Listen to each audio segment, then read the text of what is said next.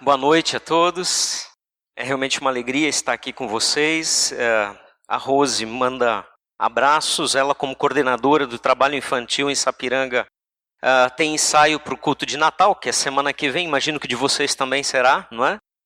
Porque hoje em dia, comemorado no dia 25, é só a equipe de louvor e pregador, né? Então não dá. Então a gente precisa antecipar, né? Mas, como a Adelar falou, finalmente foram vários convites, né, Adelar? Várias tentativas, ou não dava a minha agenda, ou não dava a agenda do Adelar, né? Mas finalmente a gente pôde estar aqui para compartilhar com vocês um pouquinho daquilo que Deus tem falado ao nosso coração, né? Bom, eu quero apresentar hoje algo que Deus tem tocado no meu coração, até porque tem muito a ver comigo. E ao longo da mensagem eu acredito que eu vou poder expressar isso melhor com vocês, né? Uma coisa que eu creio ser fundamental para que aquilo que trabalhamos na Bienal, aliás, tão bem preparada por vocês, todos vocês estão de parabéns, nós ficamos muito contentes, muito felizes em poder participar, né, dessa grande Bienal que vocês prepararam pela graça do Senhor. Mas para podermos viver em comunidade, para podermos continuar uma vida de uns para com os outros, muitas vezes nós vamos ter que lidar com este tema aqui, com a raiz de amargura, que na verdade é um veneno mortal nas nossas vidas, né? E a gente quer entender um pouco hoje como que surge a raiz de amargura e também como que a Bíblia nos ensina a lidar com isso. Eu imagino que todos nós já tenhamos passado em algum momento nas nossas vidas por situações assim, né? Onde o nosso coração estava amargurado, onde havia ódio contra alguém, às vezes contra o irmão, contra alguém próximo da família, um familiar, e precisamos trabalhar. Eu não sei, o Espírito Santo sabe o teu coração hoje, talvez você está vivendo uma situação como essa. Então, a palavra de Deus tem algo muito especial para você hoje. Mas vamos entender um pouquinho como é que funciona. Quem é que dos homens aí gosta de pescar? Levanta a mão aí. Ok, homens, aí, esse aí gosta muito, levantou as duas mãos, né? A nossa expectativa quando a gente vai para a pesca é esse aí. O slide está um pouquinho apagado, ainda tem muita luz, né? Mas lá atrás você vai ver o homenzinho lá, né? A ideia é que ele pegou esse peixão enorme, né? Esse é o sonho de todo pescador. Né, pegar um peixão enorme e ainda dizer que foi sozinho que pegou, que ninguém ajudou ele, né? Mas, na verdade, a realidade, na maioria das vezes, é outra, essa aí. Quando volta com algum peixe, né? Porque há um mês atrás, o Wilson, meu colega lá no ministério, que está hoje em Taquara, pastoreando o nosso trabalho lá, e mais um pessoal lá de Sapiranga foram pescar e não trouxeram nada, nadinha. Né? Nem o peixe carimbado não veio, né? Mas, enfim. Então, essa muitas vezes é a realidade. E o que sobra diante disso? A gente vem para casa com uma tremenda, frustração. Uma tremenda frustração. Poxa, eu queria pescar, fui só dar banho na minhoca, não fiz mais nada que isso, e é uma frustração. E muitas vezes é exatamente isso que acontece com relação à nossa ira e com relação à amargura. As nossas expectativas em relação ao próximo, ao nosso cônjuge, aos nossos pais, aos nossos filhos, familiares, ao colega de trabalho, em relação ao chefe, é uma. E quando ela é frustrada, quando a realidade apresentada nos frustra, aí surge a mágoa.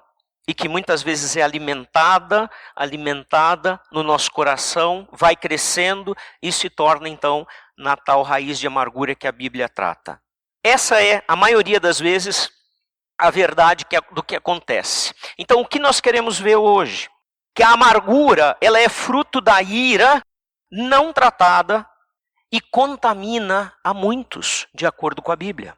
Eu não sei, espero que vocês nunca tenham passado por isso, mas nós tivemos, por volta de 2008, 2010, na verdade, nós tivemos um grande problema na Aliança Bíblica de Sapiranga, onde uma única pessoa, amargurada, fez um estrago na igreja tão grande que nós perdemos 100 pessoas.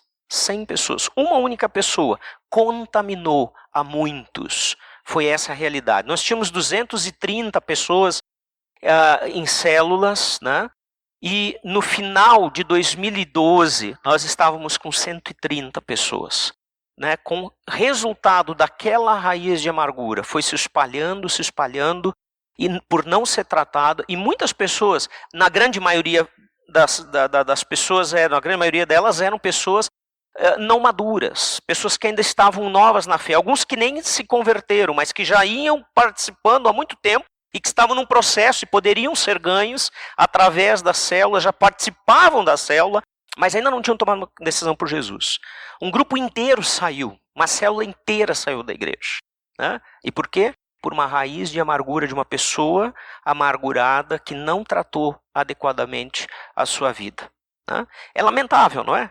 Que nenhum de nós se torne uma pessoa assim. Que nenhum de nós tenha que, diante do Senhor, prestar contas de tão grande prejuízo contra o seu corpo. Esse é o meu desejo, essa é a minha oração. Então é isso que a gente quer falar hoje à noite. E talvez o sentimento da ira, né, ela vai trazer para o seu coração algo que você não consegue lidar. E nós queremos olhar então o que a Bíblia traz exatamente através de três verdades acerca desta amargura e das suas consequências, e como lidar com ela. E a primeira verdade acerca da amargura é que o sentimento de ira, olha que interessante, o sentimento de ira não é pecado, mas a reação a ela, essa sim pode se tornar pecado. E aí nós queremos ver isso na Bíblia. Não adianta eu vir lá do vale, né, lá de Sapiranga, e trazer algo para vocês que não é a realidade bíblica. O que nós queremos é justamente ver o que a palavra de Deus fala a esse respeito. Talvez você muitas vezes já sentiu irado. Então abra comigo a Bíblia em Efésios 4, 25 a 27. Efésios 4, 25 a 27. Lá o texto diz: portanto, cada um de vocês deve abandonar a mentira e falar a verdade ao seu próximo, pois todos somos membros de um mesmo corpo. Quando vocês ficarem irados, não pequem. Apaziguem a sua ira antes que o sol se ponha e não deem lugar ao diabo. Veja o que o texto está falando. E a primeira coisa que nós precisamos olhar é para o que o texto diz, não pelo que nós pensamos, achamos ou já ouvimos. Porque na maioria das vezes eu tenho ouvido de que as pessoas têm uma interpretação errônea há muitos anos a esse respeito, né? Dizendo que nós precisamos resolver os nossos problemas antes de ir dormir, não é? Você já ouviu essa expressão? Talvez você acredite nela, eu acreditei nela num tempo, mas não é isso que o texto está dizendo. Nós temos que ver exatamente o que ele fala. Então, o versículo 25 é na verdade uma introdução ao assunto, né? Porque ele deixa uma ordem, deixar as mentiras, né? E deixar mentira inclui meias verdades. Quem é que já não pensou, né? Ou se beneficiou, entre aspas, dessa situação? Não foi meio uma mentira, né? Eu só omiti, foi uma meia-verdade. Uma meia-verdade é o quê? É mentira. Se não é verdade, é mentira. Não existe meia-verdade. Pode ser que a respeito de um determinado assunto você tenha falado algumas coisas verdadeiras e outras não. Mas não existe meia-verdade. E o versículo 25 vai dar essa introdução. Sinceridade, honestidade, uns para com os outros, é a vontade de Deus para o corpo. É a vontade de Deus não só para o corpo de Cristo, mas para o mundo como um todo. Isso deve valer, inclusive, para as pessoas não cristãs. Numa empresa, se você usar de mentira para tirar vantagens e você for pego sobre isto, o que vai acontecer? Você corre o risco de perder seu emprego. Mesmo que ninguém da empresa seja cristão, porque é um valor da sociedade baseada sim na palavra de Deus, na vontade de Deus. Então não usar de falsidade. A nossa verdadeira opinião deve ser colocada, mas com devido respeito pela integridade do outro. Então a primeira coisa que muitas vezes traz ira ao nosso coração é porque nós não somos verdadeiros uns com os outros. Porque não somos sinceros uns com os outros. É claro que eu não vou olhar para o irmão, né? O irmão João, tem algum João aqui? Tem? Ih, vou achar outro nome então. Né? Então não é José, tem José? Tem o Predebon. Pai, é José, né? O Predebon que é José? É? Então tá, pode ser tu mesmo, Predebon. Tu eu posso. Olha só, chego pro Predebon e digo, bah, Predebon, mas teu cabelo tá horrível hoje. Que ele tem, qual é a tendência dele responder? Mas eu pelo menos tenho cabelo, ele vai dizer, né? E aí começa a chateação um com o outro, né? Não é esse tipo de verdade, não é a verdade que ofende, é a verdade em amor que nós temos que apresentar. E aí o versículo 26 vai dizer, irai-vos e não pequeis. Ou seja, quando vocês se irarem, não pequem, porque é impossível não se irar. E daqui a pouco nós vamos ver um outro texto no Antigo Testamento que fala a mesma coisa. Então a ira, ela é um sentimento, e sobre os sentimentos você e eu não temos controle. Quer ver? Você pode fazer um teste aí. Né? Pede para alguém do teu lado botar a mão no chão e você pisa em cima. Aí a pessoa que levou o pisão não pode sentir dor. É possível isso? Não, não é possível isso. Não é possível porque sentimentos não estão sob nosso controle. A ira também não. Né? Se o seu irmão te ofender profundamente, do nada, imediatamente surge de dentro de você uma sensação de frustração por causa da expectativa de amor que você tem do irmão, e imediatamente a ira. Quem é que nunca passou por isso? Todos nós já passamos por isso. Essa sensação, ela não está sob nosso controle. Por isso que a Bíblia diz, não irai-vos. Ela diz, irai-vos, mas não pequem. Essa é a questão. Então, o mais importante é considerar que nós temos que olhar... Vamos passar. Aí, tá? Então, quando vocês ficarem irados, não pequem. A ira não é pecado, definitivamente. E como que nós podemos nos zangar, né, com alguém e continuar mantendo um relacionamento como Deus quer? É quase impossível. Ou pelo menos parece impossível, né? E nós temos que lembrar que os sentimentos, né, são curados por Deus, não pelo tempo. É verdade que Deus cura no seu tempo. Mas essa história de dizer o tempo vai curar, tempo não cura nada. Se você não submeter a sua ira a Deus, o tempo vai fazer com que você fique amargurado. Isso sim, porque cada dia que passa você vai ter mais raiva. Eu vivi isso durante 2 anos na minha vida. Eu era recém-casado, nós ainda não tínhamos a nossa filha Ana Laura, a primeira filha, e eu ia trabalhar de bicicleta, lá no Vale a gente usa muito a bicicleta, morávamos ainda em Três Coroas, minha cidade natal, e teve uma situação que eu fiquei muito irado com um presbítero da igreja.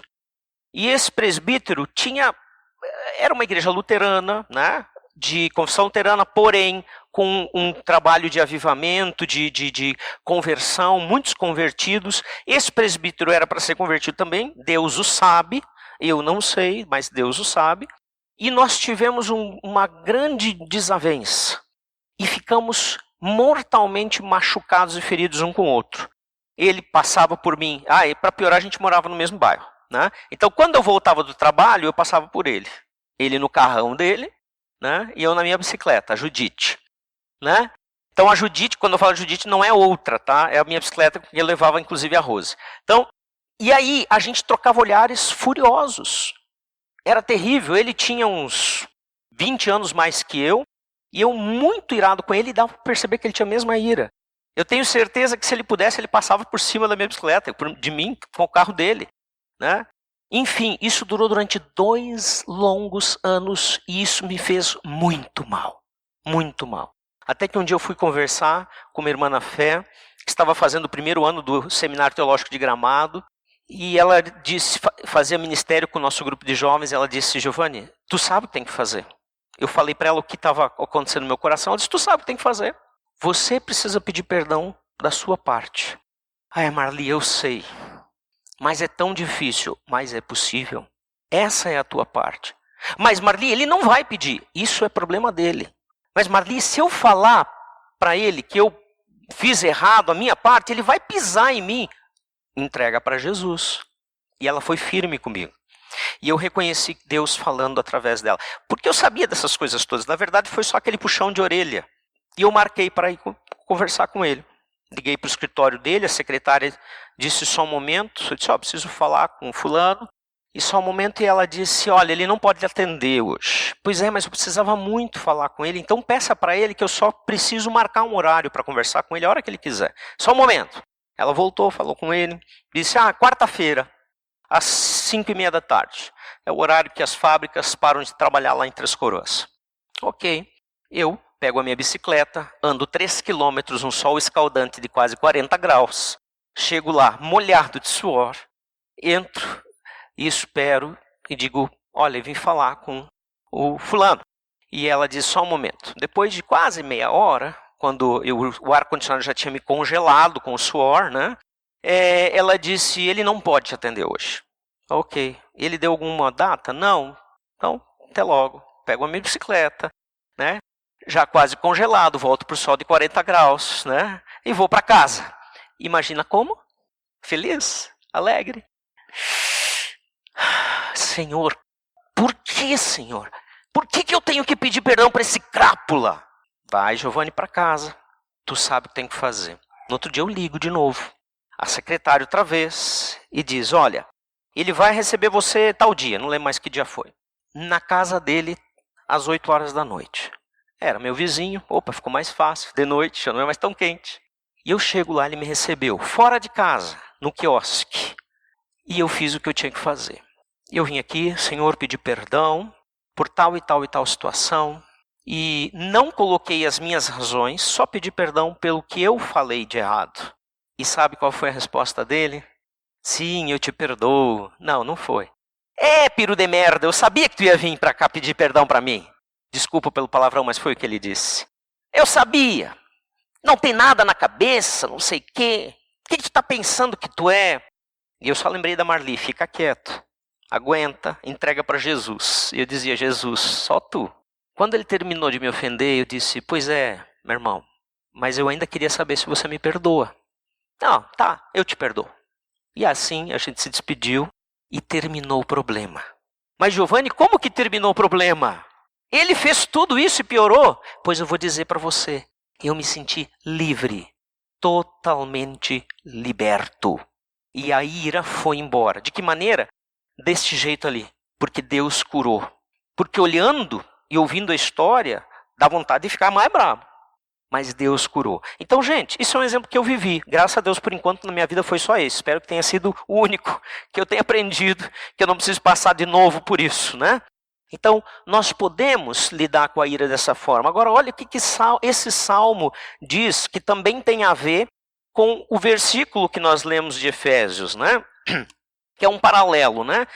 Não se põe o sol sobre a vossa ira, né? Diz o texto. Não se põe o sol sobre a vossa ira. E agora aqui Salmo vai dizer, quando vocês ficarem irados, não pequem. A mesma coisa. Ao deitar-se, reflitam nisso e aquietem-se. E aí na sua Bíblia provavelmente vai ter essa palavra, pausa. E a pausa no hebraico é um sinalzinho que vem após trechos que devem ser, vamos dizer assim, você está lendo o texto e o hebraico está dizendo, agora para de ler e reflita sobre o texto que você leu. Sempre que você vai ver pausa, é para pausar mesmo, não é para continuar lendo. É para parar, é para refletir, é para perguntar, Senhor, o que é que eu estou, o que eu preciso resolver na minha vida em relação a isso? Então veja, o sol não é para se pôr sobre o quê? Sobre a vossa ira. Sobre a vossa ira, não sobre o problema. Então vai refletir, para um pouco, pensa, quantas vezes você já brigou e depois de acordar, teve aquela sensação terrível. Pá, o que eu fiz ontem? Se eu pudesse voltar atrás. Por que você tem essa sensação? Porque depois de dormir, o seu coração, a sua alma se aquietou. E você percebeu que poderia resolver de outra forma. E não conforme a ira que você teve. E que motivou você. Não é verdade? Agora imagina, se realmente nós tivéssemos que resolver os problemas antes do sol se pôr. Imagina a esposa, 6 da tarde, pega o telefone do marido e descobre que ele está traindo ela com a melhor amiga. Bom, se eu creio que eu tenho que resolver o problema antes do sol se pôr, antes de dormir, eles precisam resolver esse problema, marido e mulher. Tem como? Em algumas horas, você resolve um problema de traição? Se talvez você tiver um 48 em casa, pode resolver, né? A partir de ano que vem vai estar liberado, né? Então, compre o seu, nesse caso, mas você não vai resolver de acordo com a Bíblia. Porque a Bíblia diz, não deixe o sol se pôr sobre a vossa ira. Talvez a melhor coisa que uma mulher dessas tenha a fazer é dizer para o marido, não quero te ver. Sai daqui, sai de perto de mim. E ir buscar alguém que possa ajudar ela. Deixar as coisas. E aí, com certeza, não vai ser só uma noite. Então, não brigue mais por causa disso, tá? A ira não é pecado. Vamos adiante. Aqui eu já passei, já falei, só não passei, desculpa. Aqui. A segunda verdade que nós queremos falar a respeito da amargura é que a ira não resolvida, sim, vai gerar esta amargura pecaminosa. Então, na minha situação, na minha história, realmente eu estava em pecado. E como é que ficou a história do homem? Isso é um problema, era um problema dele, porque ele já é falecido. E ele faleceu sem nunca me pedir perdão, né, anos depois. Ele faleceu jovem, vítima de um infarto. Isso é um problema dele com o Senhor. Isso não é uma coisa que eu tenho que resolver. A minha parte eu fiz, né?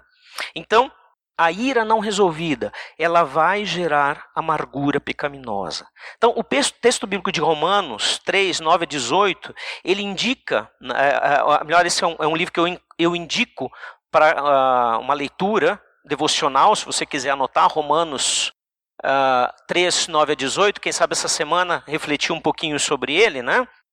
Nós podemos ver que todo homem está na condição de pecador. Judeu, gregos, não importa, né? Ou seja, aqueles que são povo de Deus e os que não são. Essa é a ideia de judeus e gregos. E em paralelo com passagens do Antigo Testamento, o apóstolo ele conceitua o que é o perverso, o que é aquele que realmente está longe de Deus. O versículo 14 vai dizer, a boca cheia de maldição e de amargura é o que eles têm. É uma das características dessa lista. Do paralelo do Salmo 10, 7, diz a boca, ele a tem cheia de maldição, engano e opressão. Debaixo da língua, insulto e iniquidade. Isso é a pessoa amargurada, a pessoa que está longe do que Deus quer em relação à comunhão, à comunidade entre as pessoas. O versículo 18 vai concluir dizendo, não há temor de Deus diante de seus olhos. Então, querido, a amargura, ela diz respeito a Deus, não há temor de Deus diante dos seus olhos. Voltando para Efésios, capítulo 4, versículo 31 e 32, deixa eu passar aqui, daí você pode também acompanhar. Paulo vai dizer, livrem-se de toda amargura, indignação e ira, gritaria e calúnia, bem como toda a maldade. E aí ele diz, primeiro ele diz, livrem-se disso. E aí ele continua dizendo, sejam, ao invés destas coisas que vocês devem se livrar, ele diz, sejam bondosos e compassivos uns para com os outros, perdoando-se mutuamente, assim como Deus perdoou vocês em Cristo. Olha, a questão do perdão é fundamental. Mas, Giovanni, não é fácil perdoar a situação que eu vivi. Por exemplo, esse exemplo que nós falamos de uma mulher traída por seu marido com a melhor amiga. É fácil? Não é fácil. Mas o perdão não está baseado nos sentimentos, mas sim na ação do amor, na ação do sacrifício que é o amor. Então aqui nós temos a conclusão da exortação à santidade, iniciada nos versículos 25 a 27, que é o nosso texto, que fala da ira. Então nesse texto ele vai dizer isso, livrem-se de todas essas coisas e sejam estas novas, né? E o versículo 31, ele vai trazer uma lista daquilo que não é santo e se relaciona intimamente com a amargura, gente. Intimamente, nós vamos ver isso. Já vamos ver. Né? E que puxa à frente da fila justamente a amargura. E ele diz, longe de vós toda amargura, toda cólera, toda raiva, toda ira, toda gritaria, longe de vós. Né? Isto não serve para vocês, mas pelo contrário, e aí ele vai dizer, no versículo 32, exatamente isso. Sejam bondosos, sejam compassivos, perdoem-se mutuamente, perdoem-se uns aos outros. Isto é o contrário da amargura. E, aliás, não só o contrário. É a ação que nos ajuda a resolver a amargura. Então, se há algo no seu coração que precisa ser resolvido a esse respeito, olhe para isso aí. Você precisa buscar essa realidade na sua vida. Não há outra saída. Porque o perdão, né, ele deixa o coração vazio de rancor e da raiz de amargura. E o perdão só tem um jeito da gente realmente experimentar ele, que é o quê? Passar o recibo de pago. O que foi que Jesus disse lá na cruz? As últimas palavras: está consumado. A palavra grega que se refere a isso é tetelestai. Talvez você já tenha ouvido falar disso. Já ouviu? Tetelestai. Tetelestai era o carimbo, a palavra que era carimbada nos contratos de dívida, que dizia está pago. O está consumado é isso. Jesus pagou. Ele pagou. Ele passou o recibo do pagamento sem a gente dar um centavo, sem a gente fazer nada para merecer. E a nossa ordem é que a gente perdoe desta forma. Então, olha que interessante. Colossenses 3,19 vai falar sobre maridos, né? Amem suas mulheres e não as tratem com amargura. O amor é que vai ser a solução da amargura. E os homens sabem fazer isso. Não que as mulheres também não façam. Mas nós, homens, precisamos olhar para elas como a parte mais frágil, diz a Bíblia. E olha que interessante, né? Esse exercício aqui, esse joguinho, se eu só trocar uma letra da amargura, tirar o G e botar C, eu vou ter cura. E cura mesmo. Cura feridas. Cura mágoas. Cura a amargura. Então o exercício do amor sacrificial é a consequente oferta de perdão. É a cura para toda a ira, para todo o rancor, para toda a amargura no nosso coração.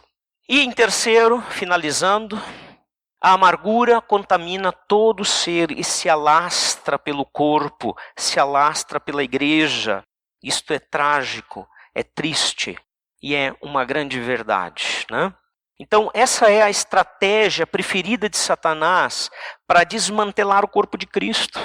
Quando nós temos amargura no corpo de Cristo, como aconteceu lá em Sapiranga, né, entre 2008, 2009 até 2012. 2008 eu digo porque começou ali, mas começou na surdina, não se sabia. A partir de 2010, ou final de 2009, que se tornou conhecido e o prejuízo começou a acontecer, né? E a gente olha quanta energia, quantos anos nós gastamos, né, investindo energia para resolver um problema de amargura, que podia ter sido resolvido logo de início, né? Que pena. Então, a amargura ela contamina. A ira humana ela não contém a verdadeira justiça de Deus. Longe disso. E nós vamos ver isso no texto, né? Hebreus 12, 14 e 15. Hebreus 12, 14 e 15. Pode abrir comigo. E eu vou pedir que um voluntário leia para nós em voz bem alta. Hebreus 12, 14 e 15. Quem achou pode ler. Olha que coisa séria, né? Realmente é sério. O texto diz que a amargura pode excluir você da graça de Cristo. Isso quer dizer que a gente perde a salvação? Não, nós não cremos nisso, né? Mas ela pode fazer com que outras pessoas, como foi lá o caso de Sapiranga, não cheguem à salvação estando tão perto, né? Estando tão próximos da oportunidade. Cuide que ninguém se exclua da graça de Deus e que nenhuma raiz de amargura brote e cause perturbação contaminando a muitos. Que sério isso! Nós precisamos tomar muito cuidado porque ela se alastra tremendamente. É algo muito sério. E que se você não tomar cuidado, se você não olhar para a ira que está no seu coração, não entregá-la para Deus, para que Ele a cure, os prejuízos podem ser muitos. A paz para com todos, que o texto diz, ela deve ser o nosso alvo, tanto quanto a santificação. Aliás, nós temos que considerar o seguinte, que se não há paz para com todos, não há santificação. A paz para com todos é quase um requisito, bem dizer, para que você seja santificado, né? Então a amargura vai destruir, vai destruir a paz daqueles que a alimentam, né? E seguindo, nós vamos ver também o texto de Provérbios 6, 16 a 19. Você pode abrir comigo lá, Provérbios 6, 16 a 19, aqui. E nós vamos ver uma situação bem interessante. Provérbios 6, 16 a 19. Abra comigo. Mais uma pessoa pode ler, agora não Adelar, outra pessoa. Aí eu poupo a minha voz aqui que já está doendo. Muito obrigado. Olha só, a gente tem aqui um texto que fala de 6 coisas que aborrecem, que incomodam a Deus, né? Que é o Espírito do Senhor. E contrastando com um pecado que é aquele que a sua alma abomina, com horror, com repulsa. Vamos entender um pouco isso, que aqui tem uma figura de linguagem do hebraico. Alguns teólogos eles definem a separação do 7º pecado apenas como um jogo determinado por gênero literário, tá? E que nós não vamos buscar entender aqui. Mas também podemos lembrar que a tradução, observando literalmente a literalidade dos termos, é uma regra, em primeiro lugar, da hermenêutica. Que você precisa ouvir aquilo que está escrito. Que a Bíblia se explica pela própria Bíblia, né?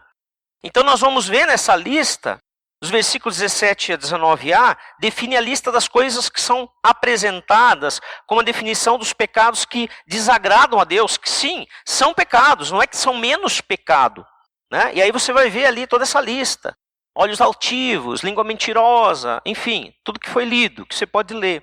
Agora, na segunda parte do versículo 19, é descrito como pecado que a alma do Senhor abomina, o que semeia contendas entre os irmãos. Lembra de uma coisa, a contenda, ela parte da amargura, ou de alguém amargurado, de alguém que não soube tratar a ira, que não soube tratar a diferença, que não soube tratar as opiniões e os pensamentos diversos, diferentes dos seus. E, gente, isso acontece demais na igreja, no corpo de Cristo. Isso acontece demais nas famílias. Quer ver um exemplo? Estamos aproximando do Natal e do Ano Novo. O que normalmente acontece com as famílias? Elas se juntam, se reúnem. E não poucas vezes sai uma brigaiada danada. Eu não sei se aqui na Serra, né? Aqui em Bento, entre os italianos é diferente, mas na Almada lá embaixo é hora de pôr as coisas em dia. Porque ali quando vai se resolver, não, eu vou fazer o churrasco desse jeito. Não, mas não vou fazer churrasco, é Peru, não tem churrasco. E aí já começa a briga. Né? Ou então aquele comentário, porque a Vanessa nem sequer levanta para lavar louça, nunca, ela sempre é rainha. Todo mundo tem que lavar, ela não. É verdade, e aí começam as coisas. Só para definir o lugar onde vai ser o evento. Não, vai ser lá em casa esse ano. Não, ano passado já foi na tua casa. Esse ano vai ser na nossa casa. A casa nova, eu tenho que mostrar minha casa nova. Gente, as contendas, elas surgem de... E esse tipo de coisa não é coisa que... É resultado de problemas não tratados na família. De que a gente vai levando e vai ignorando e deixando para trás. Nós somos em 3 irmãos, somos uma família pequena, né? Por parte do meu pai e da minha mãe. 3 irmãos, né? É minha irmã, a mais velha, ela tem 60 anos. Meu irmão tem... ela tem 61 anos. Meu irmão tem 59 e eu tenho 49. Eu sou o caçula temporão. Sim, o mimado, para aqueles que pensam isso. E, gente, nós passamos agora 5 anos atrás, vai completar 5 anos em fevereiro, pelo falecimento do nosso pai. E ele teve um câncer e nesse período ele ficou 4 anos batalhando contra o câncer. O último ano foi o mais complicado, o mieloma múltiplo. E esse último ano ele passou praticamente 5 meses ou 6 meses no hospital. 4 meses a fio. Desses 4 meses, 1 mês inteiro de UTI. E assim foi, né? Então a coisa foi muito complicada e nós tínhamos que cuidar, porque um idoso não pode ficar sozinho no hospital. Tinham muitas coisas a se resolver. Minha mãe está com 82, né? Ela já não tinha condições de saúde para cuidar do meu pai. E eu louvo a Deus, porque neste momento, cada um de nós três assumiu o seu papel dentro da situação. E o nosso pai foi muito bem cuidado, foi muito bem amado, e a nossa mãe também. E agora nós estamos com a nossa mãe, ainda não está hospitalizada, não tem uma doença terminal, mas tem os seus problemas de uma pessoa que tem 82 anos, né?